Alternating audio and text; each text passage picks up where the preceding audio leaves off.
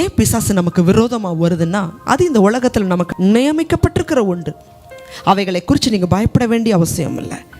அவைகளை ஜெயிக்கிறதுக்கு இயேசுடைய நாமம் நமக்கு இருக்கு. ஆட்டுக்குட்டியானவருடைய ரத்தத்தினாலையும் சாட்சியின் வசனத்தினாலையும், இயேசு கிறிஸ்து ரத்தத்தினால் நம்ம கழுவப்பட்டிருக்கணும். சாட்சியாக வாழும் பொழுது சாத்தானை நீங்கள் ஜெயிக்க முடியும்.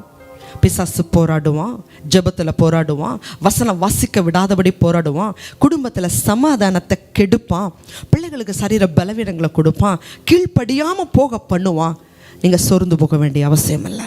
தேவன் உங்களுக்கு ஜெயத்தை கொடுத்துருக்கிறார். அன்றைக்கி தாவீது கர்த்தருடைய நாமத்தினால் போன போது கோலியாத்து தரமட்டமாக விழுந்து போய் கர்த்தர் தாவீதுக்கு ஜெயத்தை கொடுத்தார். அதே போல் உபவாசம் பண்ணுங்க, ஜெபிங்க, உங்கள் வழியை சீர்படுத்துங்க. சாத்தானுடைய சகல வல்லமைகளையும் மேற்கொள்ள தேவன் உங்களுக்கு அதிகாரம் கொடுத்திருக்கிறார். ஜெபிங்க. தேவன் உங்களுக்கு உங்கள் குடும்பத்தில், வேலையில், பிசாசு எதிலெல்லாம் போராடி கொண்டிருக்கிறானோ, சரீர பலவீனங்களில் எல்லாவற்றிலும் பிசாசை துரத்தி அவனை காலால் மிதித்து உங்களுக்கு ஜெயத்தை கொடுப்பார்.